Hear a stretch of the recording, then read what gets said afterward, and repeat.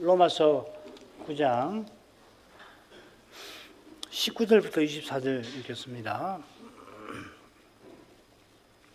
19절부터입니다. 혹 네가 내게 말하기를 그러면 하나님이 어찌하여 허물하시느냐 누가 그 뜻을 대적하느냐 하리니 이 사람아 네가 네기에 감히 하나님을 힐문하느냐 지음을 받은 물건이 지은 자에게 어찌 나를 이같이 만들었느냐 말하겠느냐 토기장이가 진흙 한 덩이로 하나는 귀 쓸 그릇을 하나는 천이 쓸 그릇을 만드는 권이 없느냐 만일 하나님이 그 진노를 보이시고 그 능력을 알게 하고자 하사 멸하기로 준비된 진노의 그릇을 오래 참으심으로 관용하시고 또한 영광받기로 예비하신 바 긍휼의 그릇에 대하여 그 영광의 부유함을 알게 하고자 하셨을지라도 무슨 말 하리요 이 그릇은 우리니 곧 유대인 중에서뿐 아니라 이방인 중에서도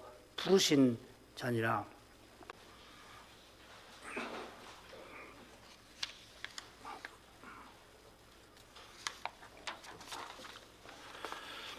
사도가 동족의 구원을 위해서 자기가 그리스도에게 끊어지는 그 저주도 받고자 했을 그때에 하나님께서 사도의 간구에 틀림없이 응답하셨습니다. 하셨을 것이 아니라 틀림없이 응답하셨습니다. 응답하신 사실이 우리가 지금 살피는 말씀에 드러나고 있습니다. 이는 다니엘 사건을 떠오르게 합니다. 다니엘이 큰 전쟁에 관한 일을 깨닫고서 그 전쟁이 언약 백성에 미칠 두려운 결과를 생각하고는 하나님께 간구를 하죠. 그럴 때 하나님께서 천사장 아마 가브리엘 같은데 가브리엘 통해서 즉각 대답을 주셨습니다. 물론 다니엘이 20하루 지나서 그 대답을 듣지만 하나님은 즉시로 가브리엘을 보내셨습니다. 페르시아와 이어 등장하는 헬라와 로마 제국에 일어날 일들을 알려주시면서 그 일들을 통해서 하나님이 약속대로 마침내 메시아를 보내실 거라 약속을 하셨습니다. 비슷하게 바울 사도가 동족의 문제로 괴로워하며 기도할 때에 동족은 필시 자기 아내도 있을 거고 친족도 있을 텐데 얼마나 괴로워하며 기도할 때 하나님께서 그 문제를 풀어갈 말씀을 내려 주셨습니다. 그게 하나님의 말씀이 결코 폐하여지지 않았다 하는 이 사도의 선언에 잘 드러납니다. 하나님께서 약속의 자녀를 통해서 언약을 틀림없이 이루어 오셨고 심지어는 약속의 자녀가 나기도 전부터 그 일을 리브가에게 알리셨습니다. 이 사실은 야곱이 언약의 이 약속의 자녀로서 언약을 이룬 그 일이 하나님 은혜와 사랑에 있다 하는 것을 가리키고 있습니다. 야곱보다 이삭이나 특별히 아브라함이 언약 이루는 일에 있어서 분명히 낫습니다. 그러나 아브라함도 스스로는 야곱처럼 언약을 여러 번 허물 뻔하였습니다. 구원은 오직 하나님의 사랑과 은혜에 있습니다. 그 사랑에서 사도는 저주까지 받고자 하던 문제의 해답을 발견합니다. 그리고 그 사랑이 사도들어 이 자기가 그리스도에게 끊어지기를 원한다는 소원까지 품게 만든 것입니다. 그래서 사도가 틀림없이 답을 얻은 것입니다.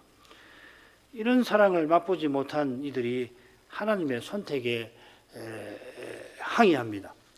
사도는 두 개의 항의를 다루었는데 지난 시간 첫째 항의를 살폈죠. 이제 둘째 항의로 가십시다. 19절 읽겠습니다. 혹 네가 내게 말하기를 그러면 하나님이 어찌하여 허물하시느냐 누가 그 뜻을 대적하느냐 하리니 할 것이니 그 말이죠. 이걸 봐서 둘째 항의가 이런 항의가 있을 것을 예상하고서 사도가 다루는 것 같습니다. 이미 사도가 받은 항의들을 보면은 이런 유의 항의는 얼마든지 제기될 것입니다. 짝을 이루는 대목으로 3, 4장으로 가보면 사도의 교훈을 비틀어서 나의 거짓말이 하나님의 참되심을 더욱 드러낸다면 그러면 어찌 나도 죄인처럼 심판을 받으리요 항의합니다. 심지어 어떤 이들은 바울이 그렇게 가르쳤다고 비난을 합니다. 이렇게까지 비난하는 것은 사람이 얼마나 부패했는지를 잘 보여주는 것입니다. 그렇게 부패한 인생은 심히 어두워서 저 하늘의 일들을 알지 못합니다. 심지어 지금 사도가 전한 교훈은 하늘들의 하늘도 감히 모시지 못하는 삼위 안에서 정하시는 일, 하늘에서 정하는 정도가 아니라 하늘보다도 비할 수 없이 높으신 하나님 안에서 정하시는 일에 관한 거 아닙니까? 이런 신비한 일이 있다는 것을 들었으면 마땅히 시인하고 그런 다음에는 그 일에 관해서 어떻게든지 깨닫기를 겸손히 구해야 옳을 것입니다만은 사람이 그렇게 해야 될 거 아니에요. 그런데 타락한 사람은 루터 선생의 표현대로 자기 안으로 구부러져 있어서 피조물인 자기를 높이고서 자기의 타락한 생각을 심지어 잣대로 삼아서 나아가 하나님의 계시까지를 판단을 합니다. 이 세상에서도 어떤 원만한 생각을 하는 철학자는 우리가 아는 것이 얼마나 적은가 하고서 역사 발전의 법칙을 운운하면서 혁명을 선동하던 마르크스를 비판하였습니다. 이 철학자가 하늘의 일에 관해서도 이만큼 겸손했는지 저는 잘 모릅니다만은 땅의 일에 관하여서도 우리가 아는 것이 얼마나 적은가. 이 철학자가 20세기에 10명의 철학자를 꼽으라고 하면 꼽히는 사람이거든요. 그 안다면은 하늘의 일에 관해서는 더욱 그러한 줄로 인정하는 것이 옳을 겁니다. 그러나 하나님이 없다는 이 시대는 오히려 하늘의 일 무시합니다. 그런 게 어디 있느냐 합니다. 과학의 증명을 통과하지 못하면 아예 사실이 아니라 합니다. 그러나 부활 같은 사실은 뭐 말할 것도 없고 무릇 어떤 사실도 과학을 넘어선 의미들을 담고 있는 겁니다. 하늘의 별들이라고 하는 별들은 천문학의 대상만 아니라 언어와 시의 대상이 될 뿐만 아니라 심지어 창조주를 묵상하는 소재가 됩니다. 위대한 시인이 별을 보고 노래하는 그 시가 최고의 천문학자가 별을 관찰하며 입증한 과학 이론보다 결코 못하다 할 수 없을 것입니다. 이런 과학의 잣대로 별들을 지으신 하나님의 말씀을 재단한다는 것이 얼마나 오만합니까? 이런 일은 현대에만 있는 게 아니라 어느 시대나 있습니다. 그처럼 사도가 이 항의를 예상하고서 미리 바로잡고자 하는 겁니다. 네가 내게 말할 것이라 했다고 해서 지금 로마 교회에서 어떤 사람이 이 사도에게 이런 항의를 제기할 거라 단정할 까지는 없을 겁니다. 둘째 항의는 그러면 하나님이 어찌하여 허물하시느냐 합니다. 그러면 이건 하나님께서 특별히 하고자 하시는 자를 강박해 하시는 것을 가리키겠죠. 하나님께서 하고자 하시는 자를 긍휼히 여기시는 것까지 문제 삼기는 힘들 것입니다. 물론 현대에는 이런 것도 문제 삼는 이들이 얼마든지 있어요. 세상에 하나님이 불쌍히 여기신다고 하는 것도 문제를 삼아요. 어떤 사상가는 하나님이 없다 하고서는 인간이 절대적으로 자유롭다고 합니다. 그 절대적인 자유 때문에 인간은 풀기 어려운 부조리에 떨어지기도 하고 감당하지 못할 책임을 진다. 그렇게 말하면서도 신의 긍휼 같은 것은 이따위도 받지 않으려 합니다. 사르트르죠. 제가 과문에서 사도시대에 이런 사상이 있다는 말을 들어보지 못했습니다만은 필시 항의하는 사람은 하나님께서 바로를 강팍하게 하셨는데 그의 강팍함을 어떻게 허물하실 수 있느냐 따지는 겁니다. 이 허물한다는 표현이 이 히브리서에서는 하나님께 사용됩니다. 하나님께서 옛 언약 백성을 허물하십니다. 하나님은 옛 언약 백성, 자기 백성이라도 그들의 죄를 못 본 채 하시지 않습니다. 그분은 심지어 먼저 하나님의 집, 자기 집에서부터 심판하신다 하셨습니다. 베드로전서 4장 17절이죠. 그처럼 하나님께서 죄인을 구원하려고 자기 모든 것을 아끼지 않고 내어주시는 아들을, 그런 아들을 아끼지 않으셨습니다. 죄문대를 다루시느라고. 이처럼 하나님께서 의로우신 까닭에 죄인을 의롭다고 하실 수 있는 겁니다. 죄인을 의롭다 하시는 하나님은 지극히 의로우십니다.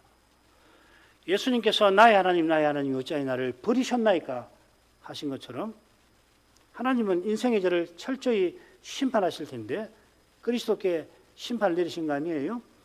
그렇게 의로우신 하나님께서 어떻게 순종하려고 하는 일을 순종 못하게 하실 수가 있겠습니까?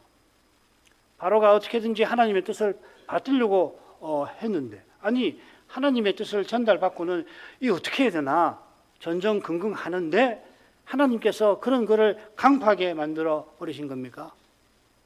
성경을 출애굽기를 정직하게 읽는 사람이라면 결코 그렇다 말 못할 것입니다. 오히려 하나님은 몇 번이고 모세를 보내고 또 보내셨고 바로가 그 뜻을 받들도록 이적들을 행하고 또 행하셨고 그래서 받든다고 했잖아요.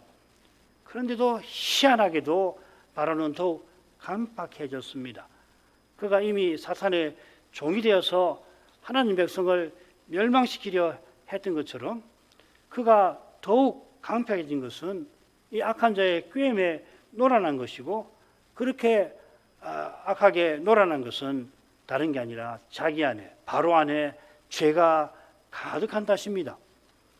바로가 홍해 바다에서 자기 군대와 함께 수장되었는지 저는 모릅니다만은 나중에라도 죽은 직후에 하나님 앞에서 그는 아무 말도 못했을 겁니다. 말할 기회조차 주어지지 않을 것입니다. 하나님의 처분을 그는 그대로 따를 수밖에 없습니다. 하나님 앞에 서면 어쩔 수 없어요. 이미 죽는 것이 처분을 받은 거고 그분 앞에 있으면 정해진 처분을 그대로 받는 수밖에 없어요. 회개할 수 있는 기회는 말씀이 들리는 그 시간뿐입니다. 우리 하나님은 죄악을 기뻐하는 신이 아니시니 악이 주와 함께 유하지 못합니다. 하나님께서 모든 것을 예정하시지만 죄와 악을 만드신 분이 아닙니다. 그분은 선한 것만 만드신 분이십니다. 창세기에 보시기에 좋았더라, 보시기에 좋았더라. 마지막에 7번째는 보시기에 심히 좋았더라. 하나님의 기준으로 봐서도 심히 좋았더라 하셨습니다. 기독교 창조론은 이런 교훈을 담고 있는데 이 교훈 위에서 어스틴은 우리 자신에게 있는 것은 죄와 악군이라고 교훈을 했던 것입니다. 인생이 스스로 죄를 지어 악이 생긴 겁니다. 사탄이 물론 유혹을 했고 그러나 그는 유혹했을 뿐이고 유혹에 떨어진 것은 인생의 잘못입니다. 인생이 그 유혹에 떨어지는 죄 자체가 어디서 왔는지 우리는 모릅니다. 죄를 알지 못하는 우리가 무슨 수로 하나님의 예정을 아는 겁니까? 예정하시는 하나님이 알려주시니 조금 합니다. 그처럼 우리가 죄의 덩어리입니다마는 하나님의 말씀을 통하여 제대로 아는 것입니다. 얼마나 우리가 죄로 가득한지 말씀을 통해서 아는 거죠. 우리 자체 안에 죄가 가득하지만 얼마나 죄가 있는지는 말씀의 빛에서만 아는 것입니다. 바로 아는 이는 죄가 어디서 왔는지 모른다고 고백합니다. 제대로 아는 이는 죄를 해결할 길이 하나님이 친히 내셨고 하나님께서 구원하신다 고백하는 겁니다. 우리가 하나님의 예정을 잘 모르듯이 하나님의 사랑도 어디서 오는지 다 알지 못합니다. 그러나 우리는 그 사랑 안에서 기뻐하고 기뻐합니다. 하나님 사랑이 어디서 나오는지 알아서 기뻐하는 거 아니죠. 모르더라도 그 사랑 안에서 기뻐하고 앞으로도 모르더라도 여전히 영원히 그 사랑 안에서 기뻐하는 거지. 하나님 사랑이 어디서 나오는지 몰라서 나는 기뻐할 수 없다. 그거 아니잖아요. 아들을 아끼지 아니하고 내어주시는 사랑이 어떠한지 다 헤아리지를 못하지만은 헤아리는 만큼, 헤아리게 하시는 만큼 우리가 그 사랑을 본받고자 합니다. 장차는 지금과 차원이 다를 만큼 그 사랑을 맛보게 하실 터이니 우리가 그만큼 사랑하게 될 것입니다. 여전히 하나님의 사랑이 어디서 나오는지 장차도 다 모를 테이지만은 모르는 바로 그 사실이 우리에게도 감사할 기회가 되는 것입니다. 지금도 그것을 깨닫는, 왜 하나님이 나를 사랑하시는지 모르겠다. 도대체 무엇 때문에 나 같은 죄인을 누구보다도 멸망받아 마땅한 이런 나를 왜 하나님이 사랑하시나? 어떻게 해서 하나님은 자기 아들을 나 같은 죄인을 위해서 아끼지 않고 십자가에 내어주시나? 바로 그것을 깨달을 때 그 신비 앞에서 우리는 하나님을 그저 찬송하게 되는 것입니다. 누가 허물 하느냐 하고서 이어 누가 그 뜻을 대적하느냐, 누가 대적할 수 있느냐 항의합니다. 그는 자기 그 항의가 하나님의 뜻을 대적하는 것인 줄을 모릅니다. 그는 하나님의 뜻을 자기가 익숙해하는 이 세상에서 배운 결정론이나 운명론 정도로 격하하는 것입니다. 운명론이나 결정론이 어떻게 해서 생겼는지 아직도 잘 모르겠어요. 다는 모르겠습니다만은 필시 인생의 연약함과 유한함과 붙어 있을 겁니다. 오늘날 과학이 발전하면서 결정론이 유행하고 있습니다. 죄다 결정론입니다. 사람의 행동, 생각, 태도 결국은 인과적으로 작동하는 뇌나 감각의 결과일 뿐이라고 하는 거 아니에요. 사람이 자기가 그렇게 결정했노라고 생각은 하지만은 실은 그렇게 생각하게끔 여러 원인들에 의해서 결정이 된 것 뿐이라 합니다. 이런 주장에 따르면은 우연은 없고 필연만 있는 거죠. 그런데 역설적으로 이 주장 자체가 필연적이지 못하고 겨우 개연적일 뿐입니다. 무슨 말이냐면 지금까지 과학의 실험대로 이루어졌다 하더라도 앞으로도 그렇게 되려는 보장이 그 실험에서는 나오지는 않는 거예요. 지금까지 실험을 했더니 100%다 맞아 떨어졌다고 해보십시다. 뭐 그런 게 있는지 모르겠는데 앞으로 그렇게 된 보장이 그 실험에서는 나오지 않는 거예요. 이걸 철학에서는 자연주의적 오류라고 부릅니다. 내추럴리스틱 팔러시라고 부릅니다. 이건 뭐 기독교 철학에서 이야기하는 게 아니라 세상 철학자들이 하는 이야기예요. 과학적 실험을 아무리 하더라도 무한히 할 수 없는 거 아니에요?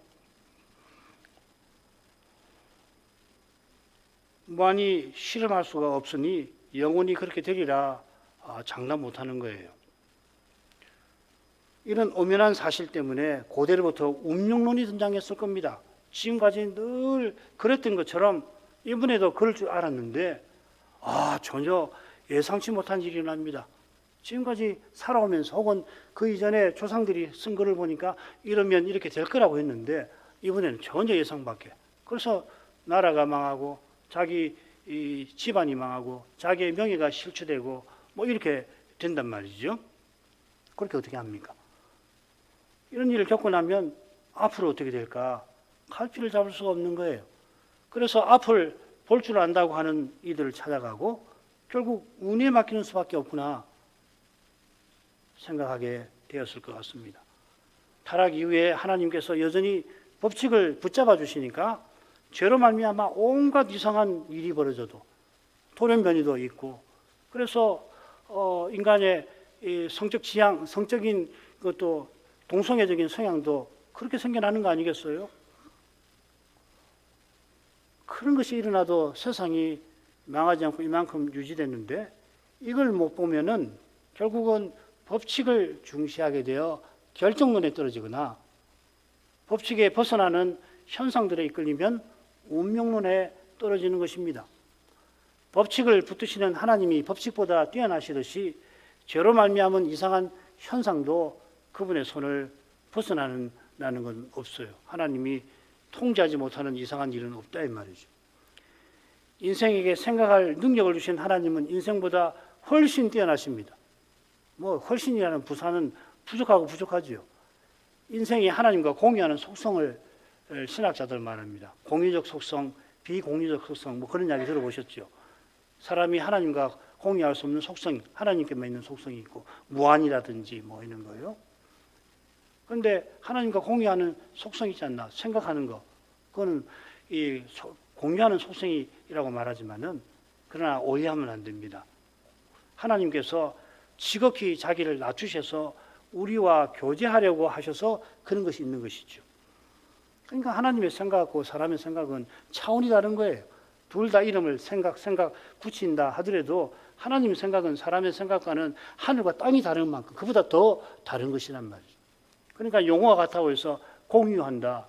사람이 하나님과 공유하는 뭐가 있다. 그렇게 쉽게 말하면 안 됩니다. 하나님 형상도 마찬가지예요.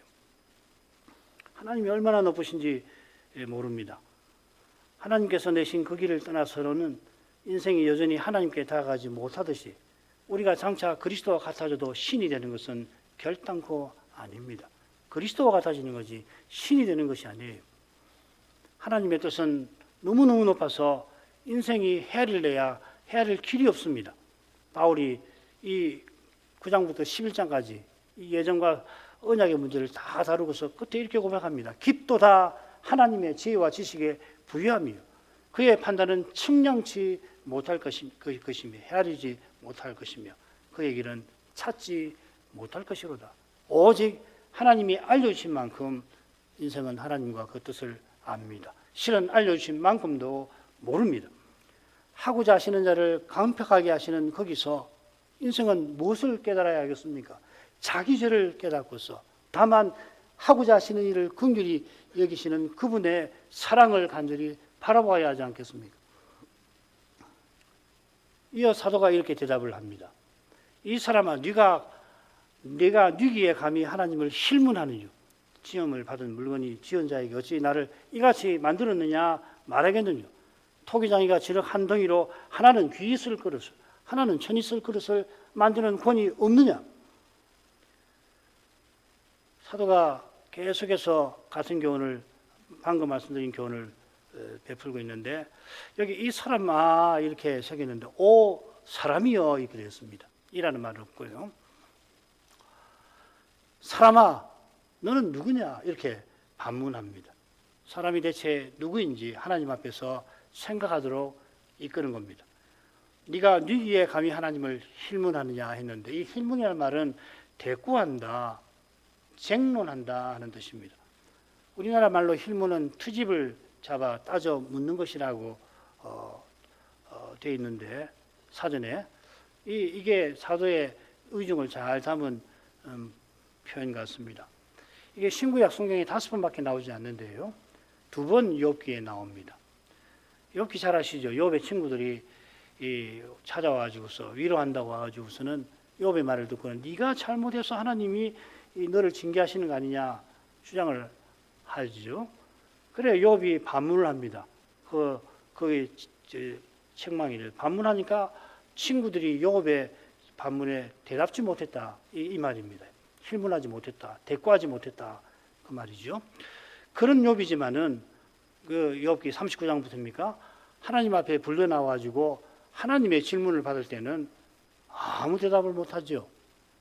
욥이 자기가 의롭다는 것을 알지만은 지극히 의로우신 하나님 앞에 설 때에는 감히 대꾸 못한 겁니다. 그렇다면은 죄 많은 인생이 하나님 앞에 어떻게 감히 입을 열 수가 있단 말입니까? 과연 바리새인들이 안식일에 병자를 고쳐주신 주님을 시험하려고 할 때 주님께서 너희 중에 누가 그 아들이 우물에 빠졌으면 안식일이라도 곧 끌어내지 않겠느냐 이렇게 물으시니까 그들이 대답지 못했습니다. 실문하지 못했습니다. 인생은 하나님의 말씀을 조차 말하게끔 지원받은 겁니다. 대답한다 하는 말에서 책임이라는 말이 나와요. 사람은 자기 말로 하나님께 대꾸할 수 있는 존재가 아니라 그분의 말씀으로 대답해야 하는 그런 존재입니다. 말씀을 거슬러 말하는 것은 자기가 피조물이고 더욱이 죄인인 줄 모르는 무지인 것입니다. 사도는 유명한 토기장이와 질그릇의 예를 들어서 인생이 하나님 앞에 무엇인가, 하나님께서 인생에게 어떤 분이신가를 경험합니다. 이 예는 잘 아시는 대로 이사야서에서 가져왔을 겁니다. 여러 군데에서 가져온 것 같아요. 그런데 이사야 선자는 이 질그릇을 개인으로 보는 것이 아니라 심지어 나라를 질그릇 하나에 비유합니다. 그래서 토기장이신 여호와께서 배종한 나라를 멸하신다. 그릇을 자기가 만든 그릇을 깨버리신다. 사람 정도가 아니라 나라를 질그릇에 비유해요. 마찬가지로 한 나라만 아니죠. 열방은 하나님 앞에서 통에 물 한 방울과 같아 하더니 바로 밑에서는 아니 열방은 하나님 앞에서 없는 것보다 못하다고 하잖아요. 이사야 40장 15절 17절 말씀이죠. 모든 열방 온 세상도 하나님 앞에 아무것도 아니라면 죄로 말미암아 없는 것보다도 못하다면은 한 개인이야 말할 게 없지 않습니까? 개인의 영혼이 천하보다 귀한 이유와 근거가 그 개인에게 있는 것이 아니라 오직 구원하시는 하나님께 있는 거예요. 인생이 천사보다 하나님을 가까이 하는 것은 오직 하나님의 사랑에 있는 겁니다. 그 사랑을 받을 자격이나 이유가 사람에게 있지 않습니다. 천사에게 없는 이 몸뚱아리를 가졌다고 해서 우리가 천사보다 더 자격이 있다 말할 수 없는 거 아니에요. 오히려 반대지요. 이 몸이 없는 천사가 이 몸이 있는 우리보다도 하나님 일을 훨씬 잘하잖아요. 그런 면이 있으니까 이 몸뚱아리 때문에 천사보다 낫다고는 말 못하는 거 아니냐 말이죠.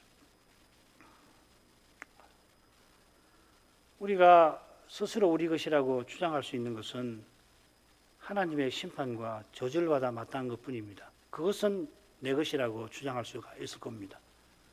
그런 점에 비추어서 하나님께서 토기장이가 질그릇을 원하는 것처럼 원하는 대로 만드는 것처럼 인생을 대하신다는 사실을 살펴야겠습니다. 아마도 성숙한 현대인은 이런 비유에 심기불편할 겁니다만은 장성한 신자는 하나님을 토기장이에 빗대는 것조차 그분 앞에 송구하게 생각할 겁니다.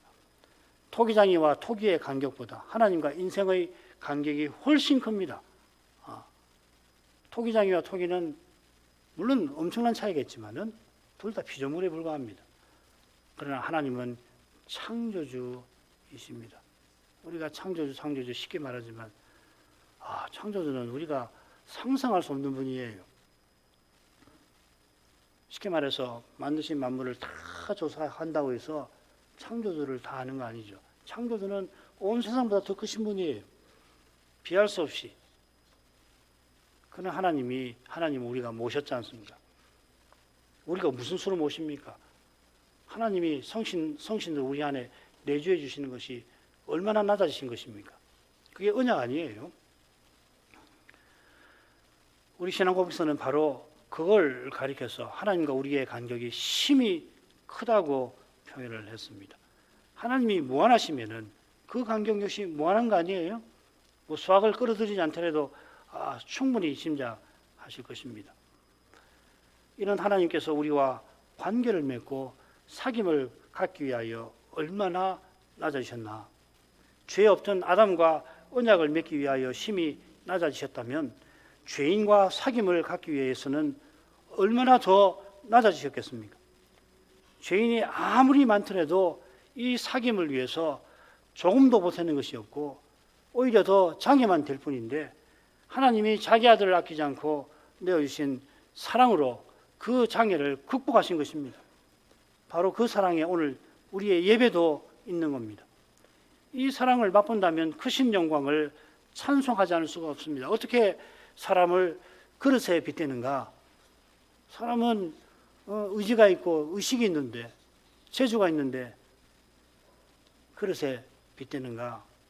불쾌하게 여기는 마음은 자기를 높이는, 심지어 자기가 하나님 마냥 된 것처럼 높이는 이에게만 일어나는 겁니다. 과연 사도는 자기를 질그릇이라고 고백합니다. 우리가 이 보배를 질그릇에 가졌으니 이는 능력이 심히 큰 것이 하나님께 있고 우리에게 있지 아니함을 알게 하려 함이라. 질그릇이 무슨 발이 있어서 보배를 옮깁니까? 손이 있어서 갖다가 전달합니까? 그것이 아니듯이 주님이 아무 자격 없는 자기를 사도로 세우고 쓰셨다고 고백하는 겁니다.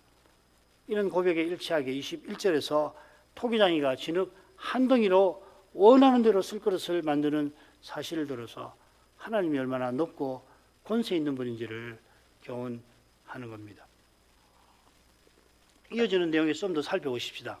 만일 하나님이 그 진노를 보이시고 그 능력을 알게 하고자 하사 멸하기로 준비된 진노의 그릇을 오래 참으심으로 관용하시고 또한 영광 받기로 예비하신 바 긍휼의 그릇에 대하여 그 영광의 부요함을 알게 하고자 하셨을지라도 무슨 말을 하리요. 토기장이와 견줄 수 없는 권세를 하나님이 지니고 계시는데, 그처럼 하나님은 토기장이에게서 나올 수 없는 사랑을 지니고 계십니다.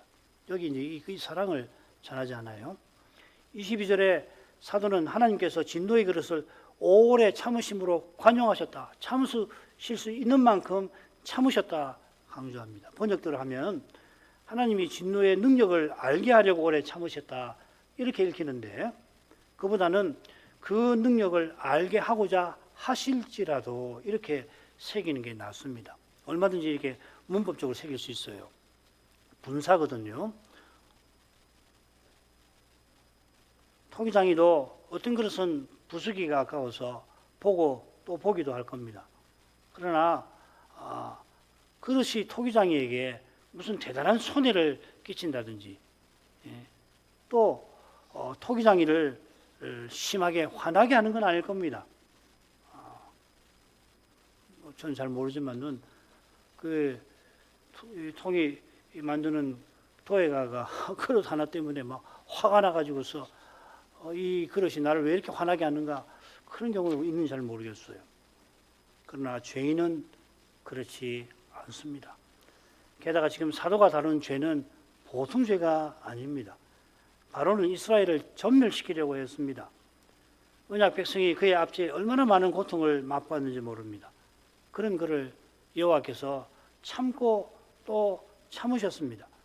바로만 특별히 오래 참으신 게 아닙니다. 주님 시대의 바리새인들은 또 얼마나 오래 참으셨습니까? 그들의 누룩에 얼마나 많은 언약 백성이 그릇된 길로 갔고, 그 결과로 여호와께서는 사탄에게 얼마나 수치를 당하셨겠습니까? 그처럼 하나님께서 오래 참지 않으셨다면은 어스님 말대로 우리는 전부 지금 지옥에 가 있을 겁니다. 그런 사랑이 있어 택하신 자들이 구원에 이른 것입니다. 같은 사랑은 물론 아니겠습니다만은 진노의 그릇도 하나님은 길이 참으셨습니다. 길이 참으시면서 하나님은 날마다 하나님의 해를 비추시고 때때로 비를 내리셨습니다. 결실기가 되면 큰 기쁨을 그들에게 안겨주셨습니다. 이런 일은 틀림없이 하나님의 일반적인 호의요 은총이라고 할 것입니다. 이런 호의를 매 순간 누리면서도 어떤 이들은 하나님을 떠나 살 뿐만 아니라 심지어 대적합니다. 하나님을 떠나 사는 것도 작은 죄가 아닌데 호의를 베푸시는 그분을 대적하는 것은 실로 무서운 죄입니다. 무거운 죄입니다. 이런 이들을 가리켜서 멸하기로 준비된 진노의 그릇이라 사도는 부릅니다. 여기 보면 사도가 진노의 그릇은 준비된 것이라고 수동형을 쓰고, 긍휼의 그릇은 준비하신, 하나님이 준비하신 것이라고 부릅니다. 잘 모르겠어요. 왜 이렇게 하나는 수동태로 하면 주어가 모호해지잖아요. 이게 참 어려운 문제예요. 하나님이 하셨다, 준비되게 하셨다 하면은 유기론을 강조하는 건데요. 왜 이렇게 표현했을까? 이런 데서도 우리 인생이 죄의 근원을 알지 못하는 그런 사실이 넌저시 드러나는 겁니다. 장차 천국 가지 않으면은 이 문제에 대해서 아무도 단정 못할 것 같아요. 참 죄는 그 끝을 알 수 없는, 그 밑을 알 수 없는 신비한 것입니다. 하나님께서 틀림없이 하고자 하시는 자를 긍휼히 여기시고 하고자 하시는 자를 강팍하게 하십니다마는, 하나님이 그리하실 때 우리 인생이 다 헤아리지 못하는 면이 틀림없이 있고, 바로 그 점에서 하나님의 거룩한 사랑이 은은히 드러나는 듯합니다. 사도가 심지어 그런 일에서도 하나님은 오래 참으신다 강조하고 있습니다. 하나님께서 멸하기로 준비된 진노의 그릇을 오래 참으심으로 관용하셨는데, 그 목적이 23절에도 이어집니다. 그 목적은 긍휼의 그릇 위에 그 영광의 부요함을 알게 하시는 것입니다. 진노의 그릇도 오래 참으시는 하나님이시니 긍휼의 그릇은 얼마나 사랑하시겠습니까? 그 영광의 부요함을 알게 하였다 하셨는데, 그 영광의 부요함은 다른 거 아니라 그 긍휼의 풍성함일 것입니다. 우리가 로마서 11장 끝 무렵에서 하나님의 긍휼하심이 얼마나 부유한지를 확인하게 될 겁니다. 하나님께서 순종치 아니하던 이방인을 이스라엘의 순종치 아니함으로 긍휼히 여기셨습니다. 이게 얼마나 놀라운 사랑입니까? 순종치 아니한 우리를, 순종치 아니하는 이스라엘을 통해서 불쌍히 여기신 거예요. 누가 이걸 설명할 수가 있습니까? 그처럼 이방인을 향한 긍휼하심으로 이번에는 순종치 아니하던 이스라엘을 긍휼히 여기십니다. 이것이 바울이 동족의 구원을 위해서 큰 근심과 고통 중에서 간구하며 하나님께 얻은 대답일지도 모르겠습니다. 하나님께서 사람의 생각을 넘어서는 방식으로 죄인을 구원하십니다. 그리스도의 십자가가 단연 그 증거이고요. 또 유대인이 대거 돌아오는 것도 그러합니다. 유대인이 재림 직전에 대거 회개하고 돌아오는 일을 누가 먼저 알고서 바울에게 알려주었겠습니까?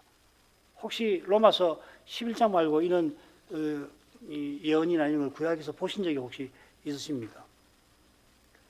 더욱이 하나님이 사람이 되셔서 십자가에 달려 돌아가실 일은 하나님이 먼저 생각하시고 하나님만 생각하신 거 아닙니까? 우리의 생각이 도무지 헤어날 길 없는 곤경에 처하게 될 그때에 하나님의 생각은 나의 생각보다 하늘처럼 높다는 것을 우리가 꼭 기억해야 할 것입니다. 그 하나님께서 자기 아들을 아끼지 않고 내어주기까지 하셨습니다. 이런 하나님이시라면은 틀림없이 우리가 도무지 풀지 못하는 그 문제에 대한 답을 틀림없이 주시고 주실 것입니다. 우리 하나님은 긍휼이 너무도 넘치십니다. 이런 하나님이시니 우리 인생이 무엇을 말하겠습니까? 하나님 감사합니다. 긍휼히 여기신 것을 찬송하고 감사할 뿐이겠습니다. 24절을 간단히 읽고 마치겠습니다. 이 그릇은 우리니 곧 유대인 중에서뿐 아니라 이방인 중에서 부르시는 자니라. 하나님께서 우리를 긍휼의 그릇으로 부르셨다 했습니다. 긍휼의 그릇으로 영원전에 택하시고 역사 중에 부르신 겁니다. 부르시기 위하여서 특별히 아들을 세상에 보내셨습니다. 이 아들의 복음으로 택하신 자들을 부르시는 겁니다. 이 아들을 통하여서 따라서 선택을 확인해야 합니다. 이 아들을 믿는 이가 선택받은 자입니다만은 더 중요한 것은 그 아들께서 택하신 자들을 믿게 하십니다. 하나님은 유대인만 아니라 이방인 중에서 부르셨습니다. 이방인이 순종해서 부르신 게 아니라 순종치 아니하던 때에 그들을 부르셨습니다. 이 사랑을 깨닫는 이마다 나와 같은 죄인이라 고백하는 겁니다. 이렇게 겸손히 고백하는 그 사람은 주님의 사랑 안에서 틀림없이 소망을 발견하게 될 것입니다. 기도하겠습니다. 걸어가신 아버지, 인생의 생각이 가히 다다르지 못할 하나님의 예정과 선택을 주님의 종을 통해서 교훈해 주셔서 이 신비한 교훈에서 무엇보다 우리 하나님의 긍휼하심을 배우게 하십니다. 감사합니다. 그리스도를 통하여 예정하시는 하나님께서 우리에게 아버지가 되어주시는, 심지어 우리가 순종치 아니한 그때에 이러한 은혜를 베풀어 주신 사실이 생생하게 드러납니다. 우리가 나기도 전에, 우리가 무슨 악을 행하기도 전에 하나님은 먼저 우리를 사랑하셔서 복음을 전해도 주시고 믿게도 하셨습니다. 이 사랑을 더욱 맛보게 하셔서 사도처럼 아버지의 사랑을 본받는 심정도 품게 하십니다. 그러한 믿음과 사랑에서 사람의 생각을 넘어서는 하나님의 뜻을 참으로 깨닫게 하십니다. 그리하여서 인생이 도무지 해결하지 못하는 곤경에서도 모든 염려를 주님의 손에 맡기게 하시고 겸손히 주님의 긍휼을 구하게 하십니다. 우리 하나님의 거룩하심을 이제 또 찬송드립니다. 그 영광을 깨닫고 참된 감사에 늘 이르게 해 주시옵소서. 예수님의 이름으로 기도합니다. 아멘.